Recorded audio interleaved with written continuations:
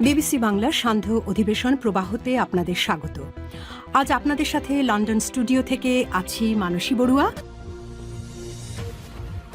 বাংলাদেশের সর্বশেষ গুরুত্বপূর্ণ আপডেট সংবাদে আপনাকে স্বাগত। শুরুতেই সংবাদ শিরোনাম, পরে বিস্তারিত।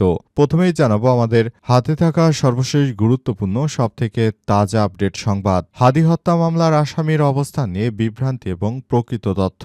Fact check. লোকেশনের আড়ালে প্রযুক্তিগত সত্যটা আসলে কি? সামাজিক যোগাযোগ মাধ্যমে সম্প্রতি একটি চাঞ্চল্যকর দাবি ছড়িয়ে পড়েছে যে শরীফ ওসমান হাদি হত্যা মামলার অভিযুক্ত ফয়সাল মোবাইল লোকেশন ডিওএইচএস এলাকায় একজন ব্রিগেডিয়ারের বাসায় তাকে পাওয়া গেছে। প্রাথমিক পর্যবেক্ষণ থেকে দেখা গেছে তথ্যটি ফেসবুক পেজ থেকে প্রচার করা হয়েছে। সেটি কোনো ভেরিফাইড অফিসিয়াল পেজ নয়, বরং তথ্যের উৎসটি প্রশ্নবিদ্ধ এবং অননুমোদিত।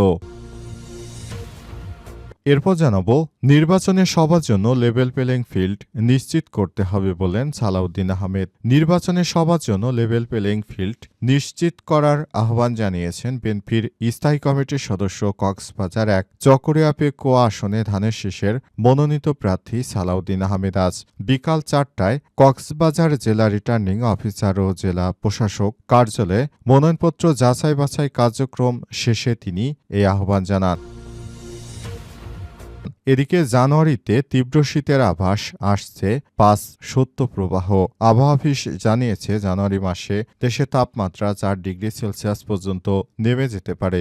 বিভিন্ন এলাকায় শৈত্যপ্রবাহের কারণে শীতের তীব্রতা আরও বেশি বাড়তে পারে। আগামী এক মাসের ব্যবধানে ৫টি শৈত্যপ্রবাহ হওয়ার সম্ভাবনা দেখা দিয়েছে।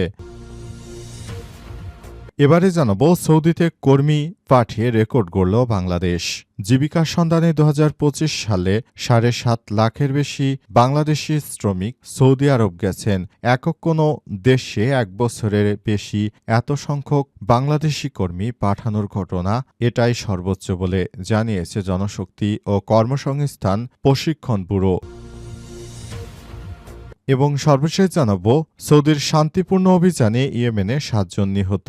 ইয়েমেনের দক্ষিণ পূর্বাঞ্চলে বিচ্ছিন্নতাবাদী গোষ্ঠীর যোদ্ধা এবং অবকাঠামো লক্ষ্য করে সৌদি আরবের চালানো বিমান হামলায় অন্তত ৭ জন নিহত হয়েছে। আজ বিচ্ছিন্নতাবাদী গোষ্ঠী এসটিসি এমনটি নিশ্চিত করেছে। প্রিয় দর্শক, এতক্ষণ শুনছিলেন সংবাদ শিরোনাম, এবারে বিস্তারিত। তবে তার আগে বন্ধুরা অনুরোধ থাকবে এই সংবাদটিতে একটি লাইক দিন। এই চ্যানেলে আপনি নতুন হয়ে থাকলে আমাদের সংবাদটি দেখতে দেখতে চ্যানেলটি সাবস্ক্রাইব করে রাখুন। কমেন্ট করে বন্ধুরা আপনার মূল্যবান মতামত জানিয়ে দিন আপনি বিশ্বের কোন দেশ থেকে বা বাংলাদেশের কোন স্থান থেকে আমাদের সংবাদটি দেখছেন এবং শুনছেন। আর বন্ধুরা সংবাদটি আপনার সোশ্যাল মিডিয়া ফেসবুকে শেয়ার করে বন্ধুদেরও দেখার সুযোগ করে দিন। গাজা যুদ্ধে আপনি যদি নিরীহ ফিলিস্তিনিদের ভালোবেসে থাকেন কমেন্টে ইয়েস লিখে বিশ্ববাসীকে জানিয়ে দিন। এবারে বিস্তারিত। হাদি হত্যা মামলার আসামির অবস্থান নিয়ে বিভ্রান্তি এবং প্রকৃত তথ্য। Fact check. লোকেশনের আড়ালে প্রযুক্তির সত্যটা আসলে কি? সামাজিক যোগাযোগ মাধ্যমে সম্প্রতি একটি চাঞ্চল্যকর দাবি ছড়িয়ে পড়েছে শরীফ ওসমান বিন হাদি হত্যা মামলার অভিযুক্ত ফয়সাল মোবাইল লোকেশন ডিওএইচএস এলাকার একজন ব্রিগেডিয়ারের বাসায় পাওয়া গেছে। প্রাথমিক পর্যবেক্ষণ থেকে জানা গেছে এই তথ্যটি যে ফেসবুক পেজ থেকে প্রচার করা হচ্ছে সেটি কোনো ভেরিফাইড ফেসবুকের অফিসিয়াল পেজ নয়, বরং উৎসটি প্রশ্নবিদ্ধ এবং অননুমোদিত। প্রতিটি দাবিটি কতটা অযৌক্তিক আর কতটা বিভ্রান্তিমূলক সৃষ্টি করে আসুন প্রযুক্তিগত দৃষ্টিকোণ থেকে বিষয়টি বিশ্লেষণ করি। দাবি ১, কল রেকর্ড ডিটেল বা সিডিআর এর মাধ্যমে সুনির্দিষ্টভাবে কারো বাসার ঠিকানা বের করা হয়েছে, কিন্তু বাস্তব হল ডিজিটাল ফরেনসিক ও টেলিকমিউনিকেশন প্রোটোকল অনুযায়ী এটি সম্পূর্ণ অসম্ভব। ১, সেল টাওয়ার বিশাল পরিধি। একটি মোবাইল টাওয়ার বা বিটিএস যখন সিগন্যাল দেয় তখন তা একটি নির্দিষ্ট জ্যামিতিক এলাকা জুড়ে থাকে। একটি মোবাইল টাওয়ার বা বিটিএস এর সিগন্যাল ৩০০ মিটার থেকে ১ কিলোমিটার পর্যন্ত এলাকা কভার করে। ডিওএইচএস এর মতো উচ্চ ঘন বসতিপূর্ণ এলাকা এবং সীমানার মধ্যে শত শত বহুতল ভবন এবং হাজার হাজার ফ্ল্যাট থাকে।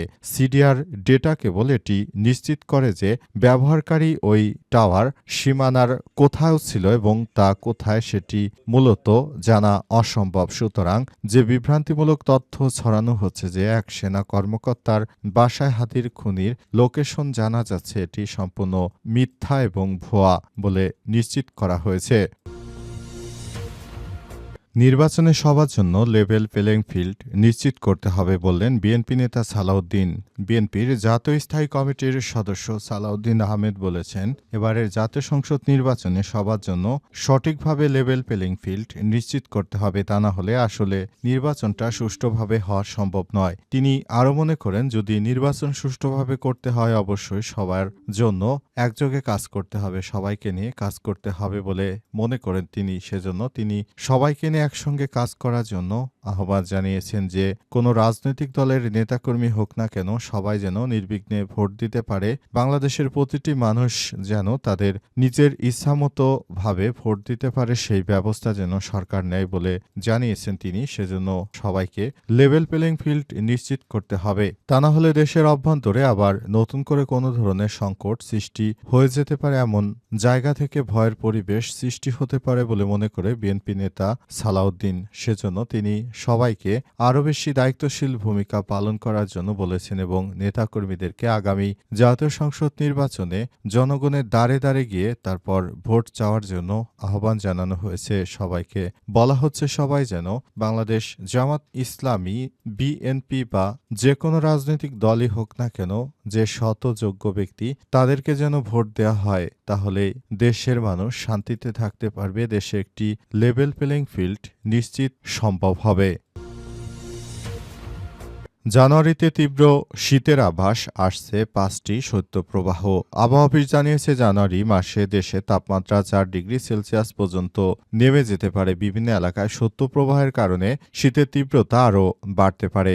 আবহাওয়া অধিদপ্তরের পরিচালক মোহাম্মদ মমিনুল ইসলাম বলেছেন, দেশের বিভিন্ন অঞ্চলে মোট 5টি শৈত্যপ্রবাহ বয়ে যেতে পারে। এর মধ্যে 2 থেকে 3টি শৈত্যপ্রবাহ হবে মৃদু থেকে মাঝারি, তাপমাত্রা 8 থেকে 10 ডিগ্রি সেলসিয়াস থেকে 6 থেকে 8 ডিগ্রি সেলসিয়াস পর্যন্ত এবং 1 থেকে 2টি শৈত্যপ্রবাহ হবে মাঝারি থেকে তীব্র 6 থেকে 8 ডিগ্রি সেলসিয়াস কিংবা 4 থেকে 6 ডিগ্রি সেলসিয়াস। আবহাওয়া অফিসের পূর্বাভাস অনুযায়ী বঙ্গোপসাগরে কোনো ঘূর্ণিঝড় বা নিম্নচাপ সৃষ্টি হওয়ার সম্ভাবনা নেই। জানুয়ারিতে দেশের প্রধান নদ নদীগুলো স্বাভাবিকভাবেই পানি প্রবাহ করে থাকে। দেশের দৈনিক গড় বাষ্পীভূত 1.50 থেকে 3.50 মিলিমিটার এবং গড় সূর্যকিরণ 3.50 থেকে 5.50 ঘন্টার মধ্যে হয়ে থাকে।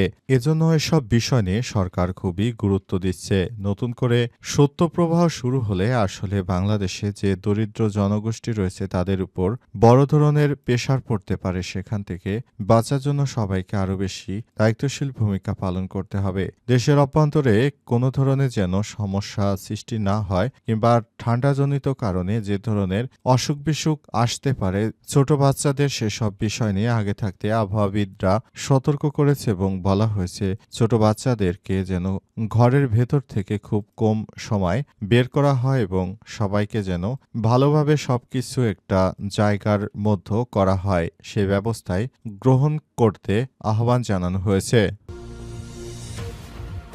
সৌদিতে কর্মী পাঠিয়ে রেকর্ড গড়ল বাংলাদেশ। সৌদি আরবে নতুন করে কর্মী পাঠিয়ে রেকর্ড গড়ার সুযোগ পেয়েছে বাংলাদেশ। এবার সৌদি আরবে নতুন করে কর্মী পাঠানোর ফলে প্রায় 7,50,000 কর্মী মাত্র 2025 সালে পাঠানো হয়েছে। সরকারের একটি ডেটাবেস থেকে আজ এসব তথ্য জানানো হয়েছে।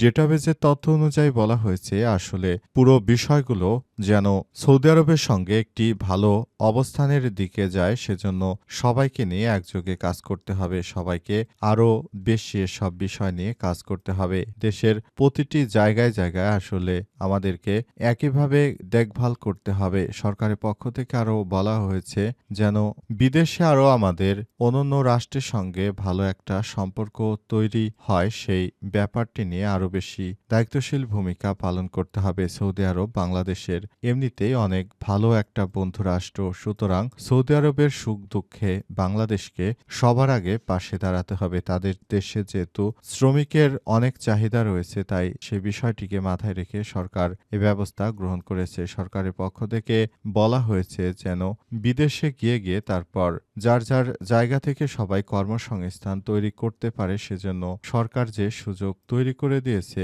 তার জন্য অন্তর্বর্তীকালীন সরকারের প্রতিও কৃতজ্ঞতা জানানো হচ্ছে।